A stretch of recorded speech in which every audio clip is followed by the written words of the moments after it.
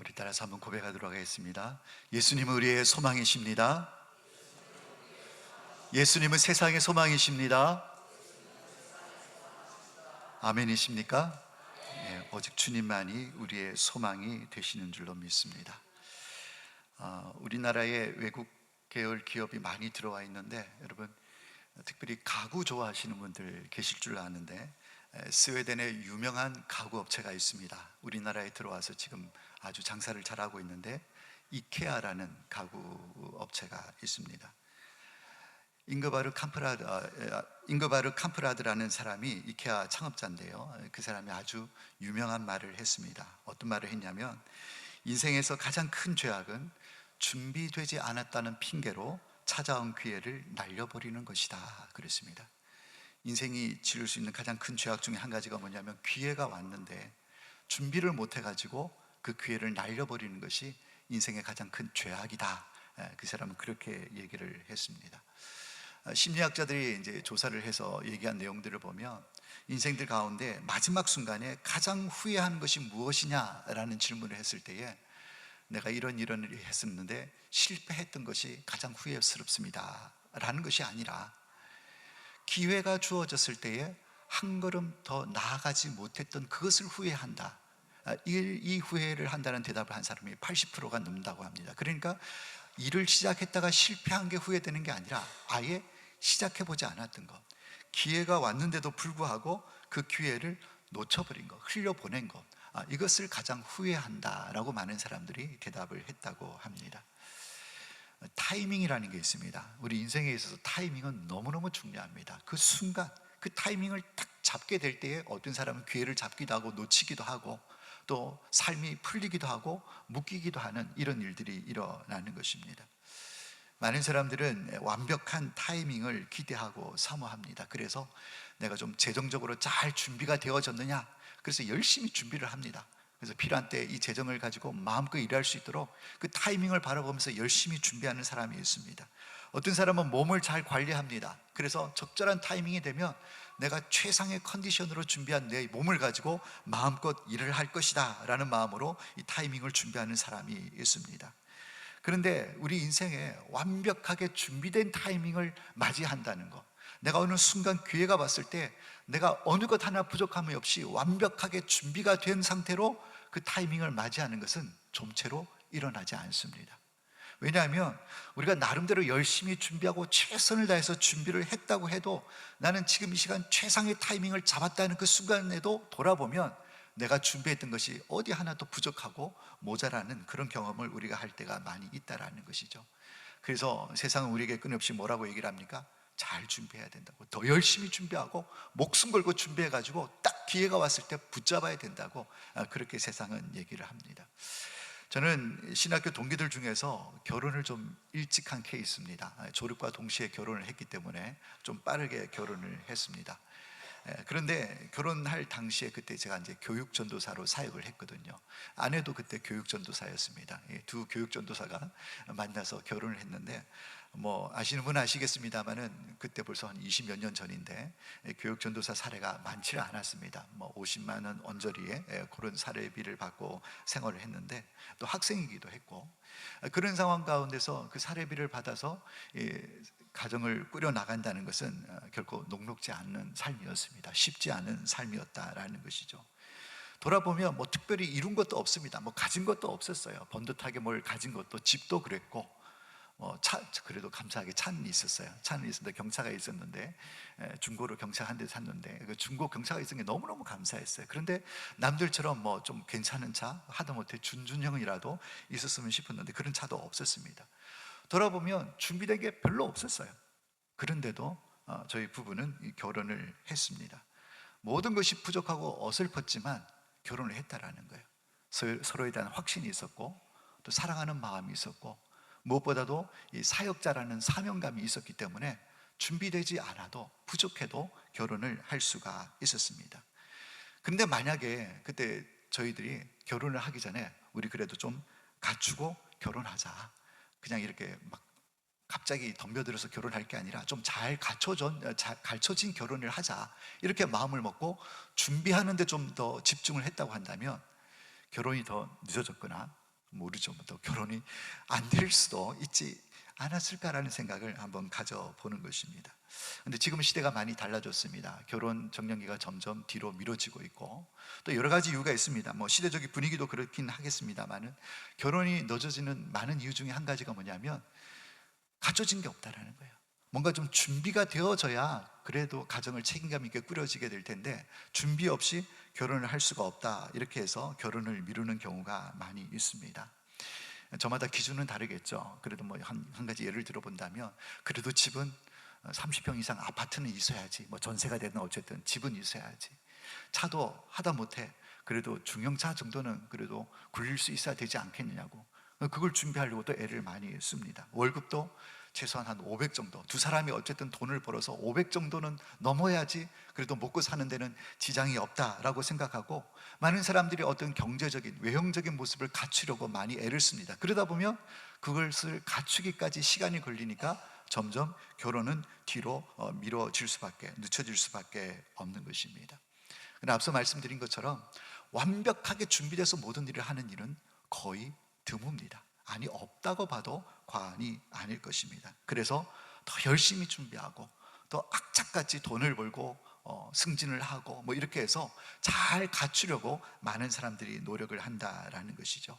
그런데 오늘 말씀을 보면 성경에서 말하는 믿음의 원리는 완전히 다른 것을 오늘 말씀을 통해서 발견하게 될 것입니다.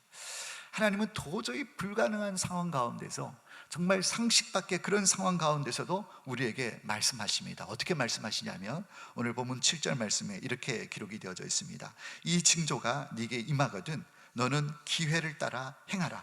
내가 너와 함께 하느니라 그랬습니다. 하나님께서 오늘 사울에게 하신 말씀입니다. 어떤 말씀이냐면 이 기회를 따라 행하라 라고 말씀하고 있습니다. 기회가 주어지면 행하라는 거예요. 근데 생각해 보십시오. 앞서 말씀드린 것처럼 준비가 되어야지 행하죠. 아무리 기회가 와도 준비가 되어 있지 않으면 그 일을 잘 감당해낼 수가 있겠습니까? 그래서 준비를 따라 행하는 게 더 맞지 않겠습니까? 그런데 오늘 말씀에는 준비를 따라가 아니라 기회를 따라 행하라 라고 말씀을 하고 있다라는 것이죠.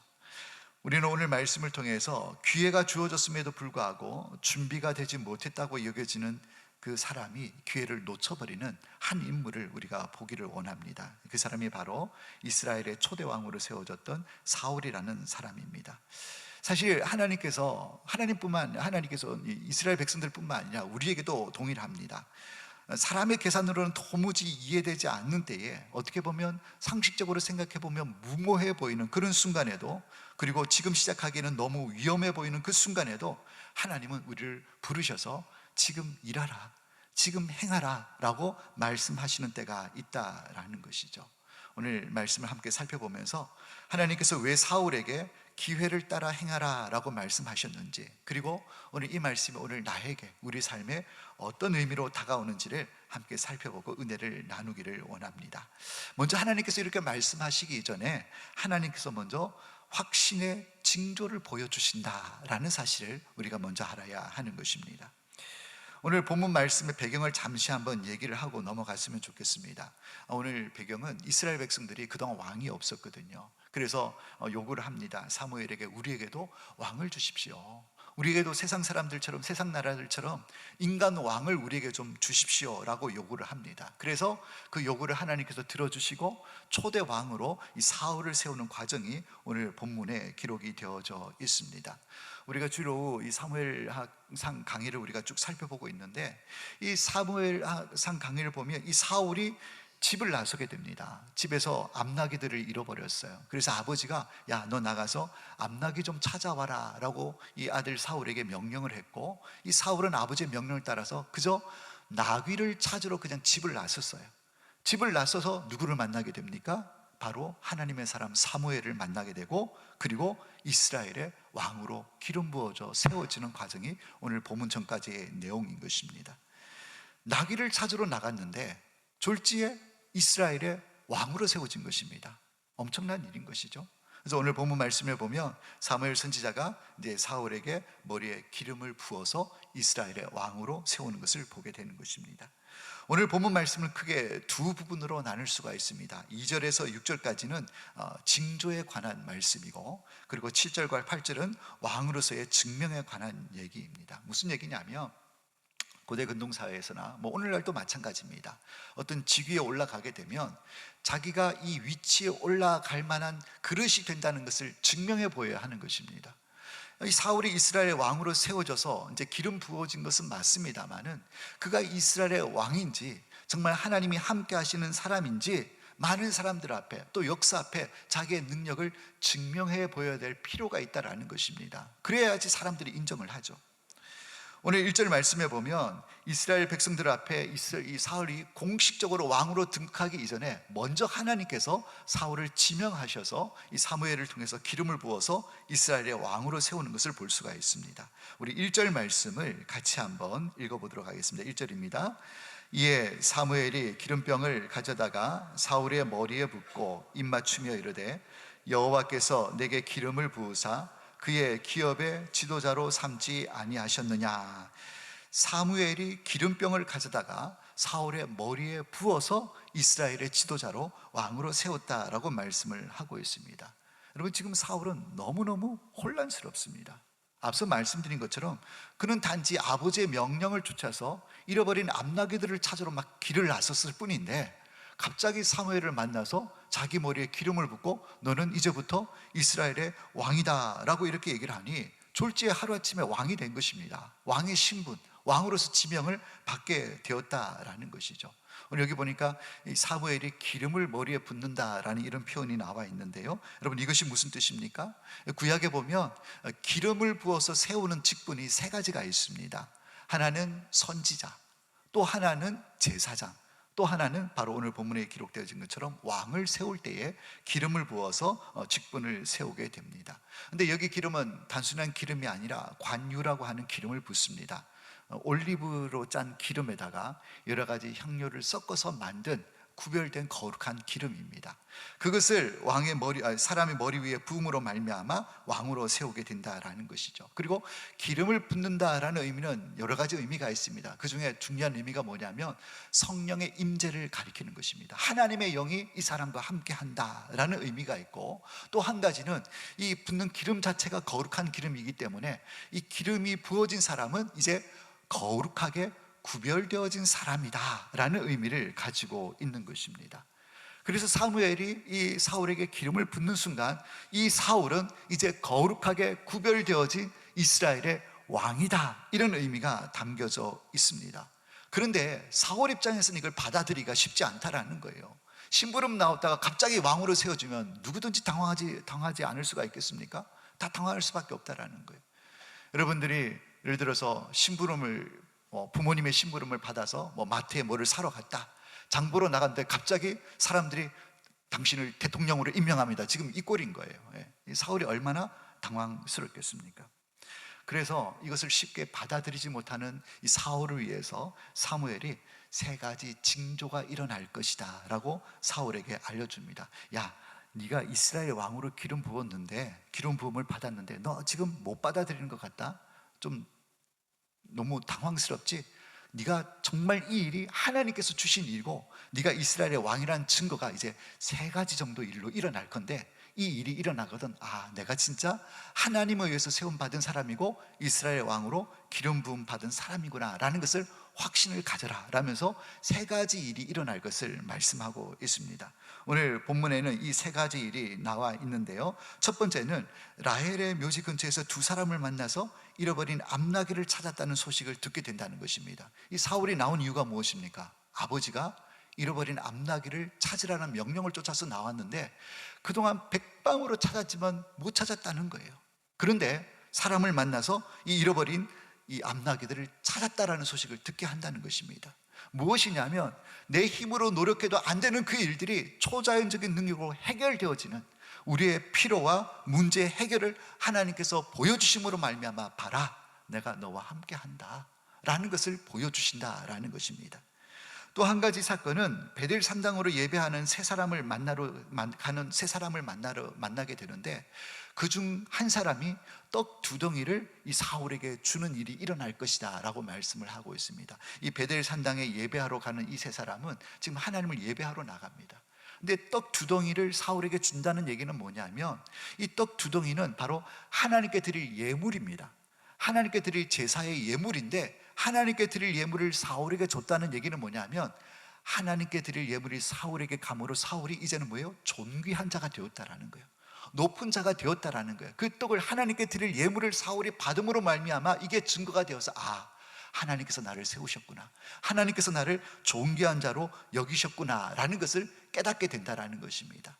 그리고 3번째 일어날 일들이 무엇입니까? 선지자 무리를 만나서 여호와의 영이 크게 임해서 사울이 예언을 하고 새 사람이 된다라는 말씀을 주고 있습니다. 그래서 6절 말씀에 내게는 여호와의 영이 크게 임하리니 너도 그들과 함께 예언을 하고 변하여 새 사람이 되리라 그랬습니다. 그러니까 하나님의 영이, 성령이 임함으로 말미암아 내가 하나님이 세운 왕이구나 라는 것을 스스로를 깨닫게 해 주시겠다라는 것입니다. 전혀 새로운 사람이 되었다라는 것을 그 체험을 통해서, 예언도 하고 성령이 임함으로 말미암아 그것을 경험할 때 이게 그냥 우연히 일어난 일이 아니라 나는 정말 당황스럽지만 이것이 하나님께로부터 오는 계획이고 나는 하나님의 뜻에 의해서 이스라엘의 왕으로 세움을 받았구나라는 것을 확신하라는 것을 보여준 예라는 것입니다. 확신을 가지지 못한 사울을 위한 하나님의 배려였다, 이렇게 생각해 볼 수가 있습니다. 사랑하는 여러분, 이것을 우리 삶에 한번 적용을 해보면 이런 것이죠. 하나님은 우리를 무조건 밀어붙이시는 하나님이 아니십니다. 이거 해라, 저거 해라 그러면서 무조건 밀어붙이시는 하나님이 아니라는 거예요. 오늘 사울이 그렇지 않습니까? 너 이제부터 이스라엘 왕이 돼야 돼. 그걸 받아들이기가 쉽지 않다는 거예요. 그래서 3가지 징조를 보여주셨습니다. 여러분, 이것을 그대로 우리 삶에 적용해 본다고 한다면 우리의 사명이 어느 날 주어질 때가 있습니다. 하나님께서 우리가 무엇을 하라고 감동을 주실 때가 있지만, 단순히 감동 주시고 바로 너 이거 해라 라고 말씀하실 때도 물론 있겠습니다만은, 오늘 말씀에 빗대어서 본다면 하나님은 먼저 무엇을 주신다는 것입니까? 사인을 주신다는 거예요. 징조를 주신다라는 거예요. 나에게 이런 부담감을 주시고 이런 사명을 주셔서 내가 그 일을 해야 되겠는데 이게 정말 하나님께로부터 오는 일이 맞는가? 하나님께 주시는 마음이 맞는가? 이런 갈등이 우리 가운데 생기게 된다는 것입니다. 그럴 때 하나님은 우리에게 징조를 주십니다. 사인을 주십니다. 무엇을 통해서? 오늘같이 이렇게 예배를 드릴 때 말씀을 통해서 하나님께서 우리에게 감동을 주십니다. 성경을 읽다가 갑자기 깨닫게 되는 것입니다. 이래서 하나님께서 나를 이런 일을 감당하게 하시는구나. 그리고 기도하면 하나님께서 응답을 통해서 우리에게 주신 사명에 대한 확신을 주시기도 하는 것입니다. 때로는 우리의 환경을 움직이십니다. 다 막혀있고 소망이 없는데 나에게 이런 일을 하라고 하시지만 지금 상황과 형편은 전혀 그것을 감당할 수가 없어요. 그런데 하나님께서 그 닫혀있던 환경의 문을 하나 둘 열어주시고 돕는 자들도 붙여주시는 이런 징조를 통해서 그 일이 나에게 사명으로 주어주셨구나 라는 것을 깨닫게 하신다라는 것입니다. 왜 그런 사인을 주십니까? 결국은 우리가 믿음을 가지고 순종의 자리에 서서 하나님이 주신 사역을 감당하게 하기 위해서 우리에게 그런 사인을 주신다라는 것입니다. 사랑하는 여러분, 지금까지 신앙생활 하시면서 나름대로 여러분 마음 가운데 내가 하나님을 나라에 위해서 이렇게 살아야지, 내가 주님의 교회를 위해서 이런 일들을 감당해야지 라는 마음의 결단과 어떤 여러분 마음 가운데 사명감에 대한 부담감이 계시는 분이 이 가운데 계실 줄로 압니다. 근데 그것이 진짜 내 일이 맞는지, 그것이 진짜 하나님께로부터 온 것인지 몰라서 아직까지도 주저하고 있고 선뜻 발걸음을 내딛지 못하는 분들이 계십니까? 그러면 기도하시기를 예수님의 이름으로 축복합니다. 우리 하나님은 무대뽀의 하나님 아니십니다. 모르겠거든 기도하십시오. 확신이 들지 않거든 하나님께 구하십시오. 그러면 하나님께서 확신을 주십니다. 징조를 보여주신다는 거예요. 오늘 사울이 갑자기 왕이 되었다 그러니까 당황했는데 그 당황하는 사울을 위해서 3가지나 하나님께 징조를 보여주셔서 이런 일이 일어나거든 너 이스라엘 왕 내가 세운 거 맞는 줄 알고 그대로 행하라라고 얘기하는 것이죠. 우리에게 주신 사명, 우리에게 주신 사역들, 여러분 망설여지고 또 의심이 들고 확신이 안 드십니까? 하나님께 기도하시길 바랍니다. 은혜를 구하시길 바랍니다. 말씀을 통해서 말씀하시든지 기도 응답으로 나타내 주시든지 환경을 열어주시든지 마음의 평안으로 주시든지 동역자를 붙여주시든지 하나님께서 징조를 보여주셔서 확신을 가지게 해 주실 줄로 믿습니다. 그 확신이 들고 난 다음에 그 다음에 뭐 해야 됩니까? 믿음으로 이제는 행동해야 되는 것입니다. 사무엘이 세 가지 징조를 얘기한 후에 이렇게 얘기를 합니다. 우리 7절 말씀을 다시 한번 읽겠습니다. 7절 말씀입니다. 이 징조가 네게 임하거든 너는 기회를 따라 행하라. 하나님이 너와 함께 하시느니라. 아멘. 오늘 이 원문의 의미를 보면 오늘 이 징조가 내게 임하거든 너는 기회를 따라 행하라 라는 이 말씀을 원문에 보면 어떤 의미로 해석이 되어져 있냐면 내 손이 발견하는 일을 즉시 행하라 라는 뜻으로 해석되어져 있습니다. 오늘 말씀에는 그냥 기회를 따라 행하라 라고 되어 있지만 또 현대어 성경에 보면 어떻게 번역이 되어 있냐면 망설이지 말고 행하라 이렇게 되어져 있습니다. 그냥 기회가 주어지면 행하라가 아니라 즉시 망설이지 말고 바로 행하라 라는 이런 의미가, 주저하지 말고 담대하게 행하라 이런 의미가 담겨져 있다라는 것이죠. 사랑하는 여러분, 여기서 오늘 우리 사울의 처지를 한번 좀 살펴봐야 합니다. 지금 사울이 겪고 있는 상황이 어떤 상황이냐면, 여러분 5절로 한번 가보시길 바랍니다. 5절로 가면 그 후에 네가 하나님의 산에 이르리니 그곳에는 블레셋 사람의 영문이 있느니라 그랬습니다. 여기 하나님의 산이라는 표현이 나오는데 주석을 보면 이곳은 바로 이 사울의 고향인 베냐민 지파의 땅인 그 기브아 산을 의미하는 것입니다. 그러니까 지금 고향 땅인 기브아 산에 뭐가 있었습니까? 블레셋 사람의 영문이 있었느니라 그랬습니다. 다시 얘기하면 지금 사울은 자기가 살고 있는 고향 땅에 블레셋 사람의 주둔지, 블레셋 사람 군대의 부대가 이렇게 주둔하고 있는 그런 상황이었다라는 것이죠. 블레셋이 왜 그 자리에 있겠습니까? 바로 이 고향 땅을 점령하고 영향력을 행사하고 못 살게 굴고 그런 상황이라는 것입니다. 지금 이 사울이 느끼고 있는 현실은 뭐냐면 내가 살고 있는 이 고향 땅에 지금 블레셋이라는 이방 민족이 쳐들어와서 자리를 떡하니 잡고 있으면서 수시로 우리 민족을 괴롭히는 그런 상황 가운데 사울이 있다라는 것입니다. 근데 여러분, 이 사울이 이스라엘의 왕으로 세워진 목적이 무엇입니까? 왜 하나님께서 사울을 이스라엘의 왕으로 세우셨습니까? 그거는 앞장의 9장에 나와 있습니다. 9장 16절 말씀에 보면 중간에 이런 말씀이 있습니다. 사무엘에게 하나님께서 하신 말씀인데 내가 베냐민에서 한 사람을 너한테 보내겠다. 누굴 보내겠다는 얘기입니까? 사울을 보내겠다는 거예요. 사무엘에게 하신 말씀이에요. 근데 왜 보내냐면 중반에 이런 말씀이 있습니다. 그가 내 백성을 블레셋 사람들의 손에서 구원하리라. 사울을 이스라엘의 왕으로 세운 목적은 다름이 아니라 블레셋 사람으로부터 자기 민족 이스라엘을 구원하게 하기 위해서 사울을 왕으로 세우셨다라는 거예요. 그러면 이 목적을 가지고 사울이 이제 이스라엘의 왕이 되었는데 다시 7절로, 오늘 본문 7절 말씀으로 돌아가면 이 징조가 내게 임하리니 너는 기회를 따라 행하라는 거예요. 기회를 따라 행하라는 이 말씀 원문의 의미와 현대 번역본을 보면 즉시 행하라는 거예요. 즉시 주저하지 말고 망설이지 말고. 왜요? 그 뒤에 말씀 보니까 하나님이 너와 함께 하기 때문이다. 지금 사무엘을 통해서 기름 부음을 받은 사울은 이제 하나님의 영이 함께 하시는 하나님의 사람인 것입니다. 하나님의 능력이 임한 사람인 거예요. 그리고 지금 상황은 어떻습니까? 지금 자기 고향 땅에 블레셋 군대가 주둔을 하고 있으면서 이스라엘 백성을 끊임없이 괴롭히는 그런 상황 가운데 있습니다. 하나님의 능력이 임했습니다. 그러면 지금 사울이 해야 될 일들이 무엇입니까? 주저하지 말고 담대하게 그들을 향해서 나아가야 하는 것입니다. 블레셋과 싸워야 되는 것입니다. 그런데 현실은 너무나 무모합니다. 공식적으로 이스라엘 백성들이 아직 왕으로 선언되지도 않았습니다. 단지 하나님께서 지명해서 이제 기름 부은 자로 세웠을 뿐인 것입니다. 그러니까 지금 상황을 바라보니까 사울은 나는 아직 정식적으로 왕이 된 것도 아니고, 물론 하나님께서 지명을 하셨지만 왕이 된 것도 아니고, 그래서 내가 거느리는 군대가 있는 것도 아니고, 나를 추종하는 사람이 있는 것도 아니고, 그냥 사람들이 보기에는 그냥 키 훤칠하게 크고 잘생긴 그냥 청년일 뿐인데 내가 무슨 내 능력으로 우리 마을에 이렇게 주둔해 있는 이 블레셋 군대를 내가 물리칠 수가 있을까? 이건 말도 안 된다라고 이렇게 사울은 판단하게 된 것입니다. 사랑하는 여러분, 우리 인생에도 이런 순간이 올 때가 있습니다. 내 힘으로 감당하기 어려운 일들 우리가 만날 때가 있습니다. 지금 내 역량으로는 도저히 이것을 해결할 수 없다, 현실적으로는 너무 어렵다라고 느껴지는 상황이 종종 있는 것입니다. 그럴 때 세상의 지혜는 무엇을 말합니까? 그럴 때는 그냥 입 꾹 닫고 가만히 있어야 돼. 가만히 있어요. 너 힘도 없잖아. 괜히 나서가지고 어려움 당하지 말고 낭패 당하지 말고 이때는 피하는 게 상책이야. 입 다물고 가만히 있는 게 상책이야. 세상은 그렇게 얘기를 합니다. 여러분 맞습니까? 맞죠. 아니, 내 능력이 안 되는데 괜히 앞으로 나섰다가 어려움을 당하면 어떡합니까? 여러분, 아프면 무조건 기도해야 됩니다. 맞습니까? 기도해야 되는 건 맞죠. 근데 기도만 해야 합니다. 맞습니까?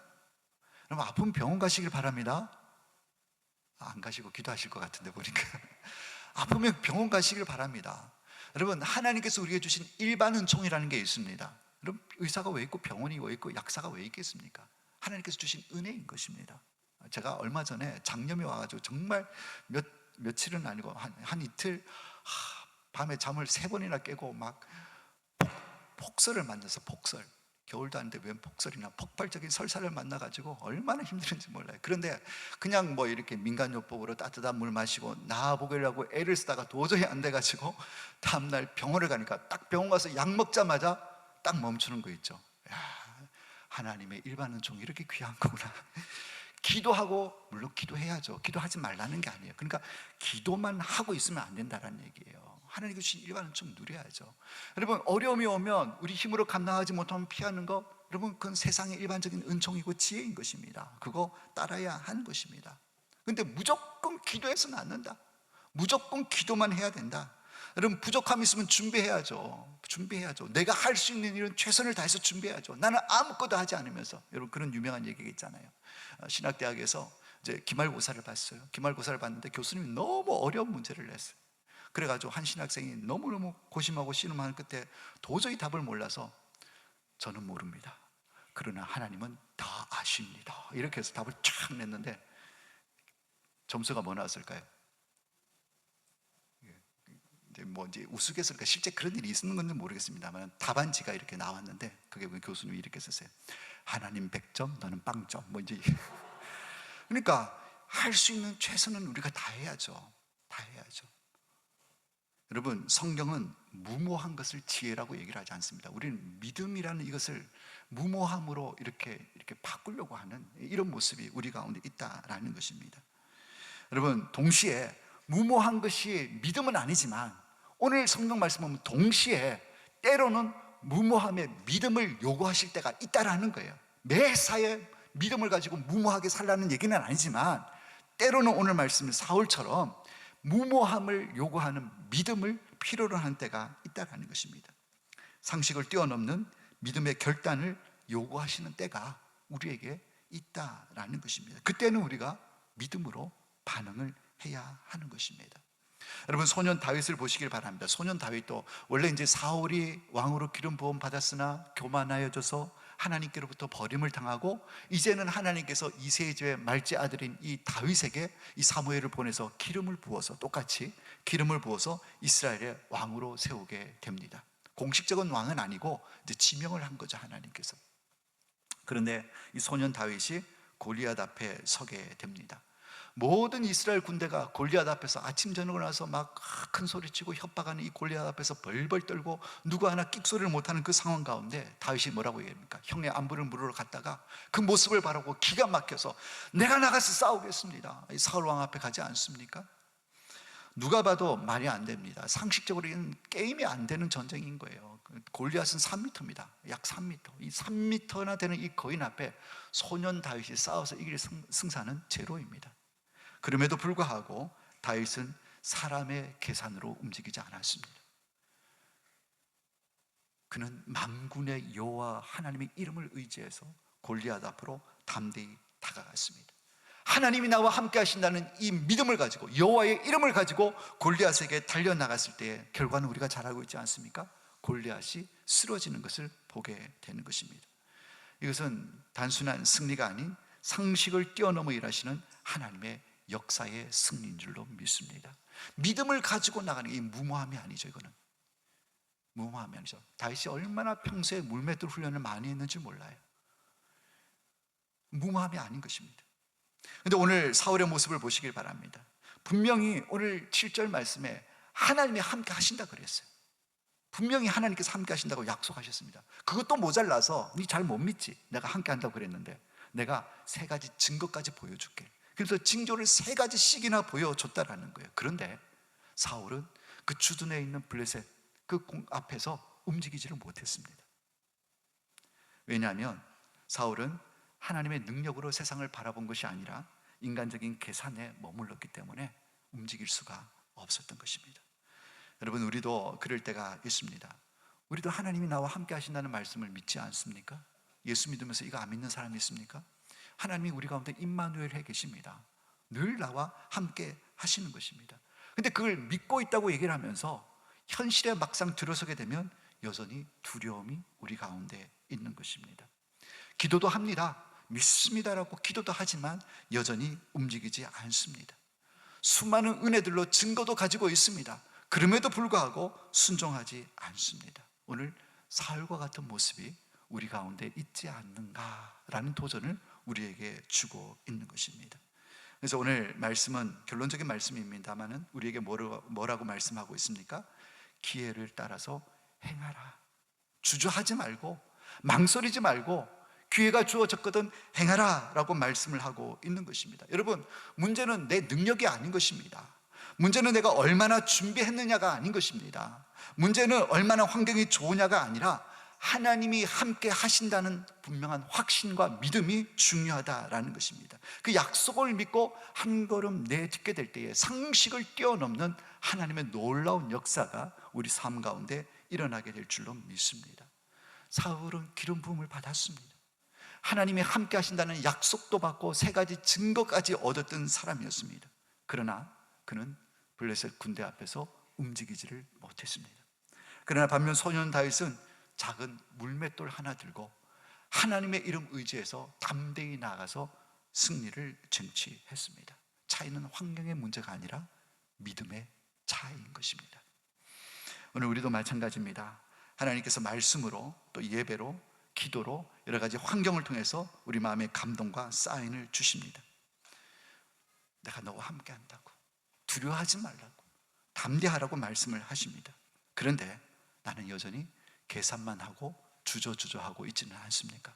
환경을 계산하고 내 역량을 계산하면서 안 되겠는데, 이거 가지고 안 될 것 같은데, 내 형편은 무리야 그러면서 머뭇거리고 있지는 않는가 하는 것입니다.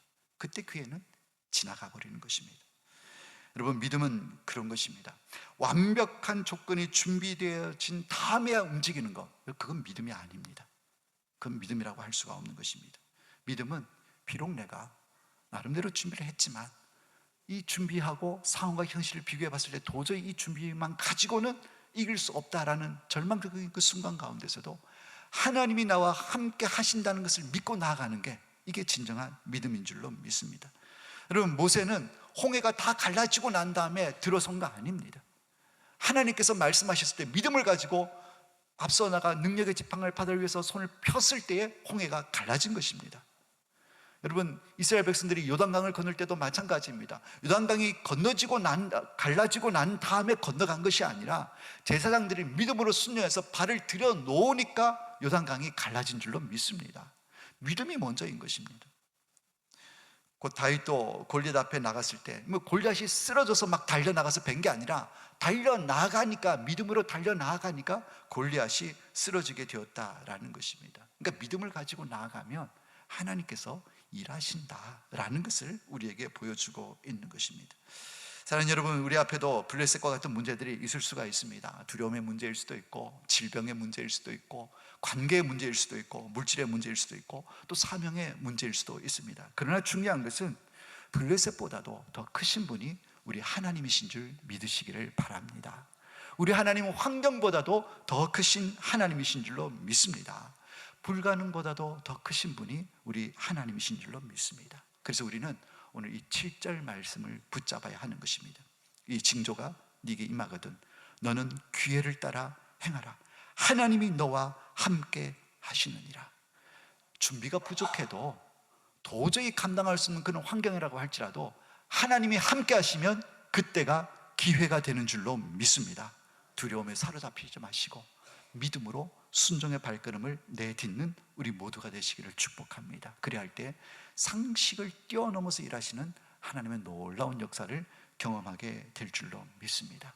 우리 앞에 골리앗이, 우리 앞에 홍해가, 우리 앞에 블레셋이 물러가는 하나님의 역사가 우리 가운데 일어나게 될 줄로 믿습니다. 주님이 함께 하십니다. 기회를 따라서 믿음으로 행하시는 우리 모든 승리하시는 우리 모든 성도님들이 되시기를 예수님의 이름으로 축원합니다. 기도하겠습니다. 하나님 감사합니다.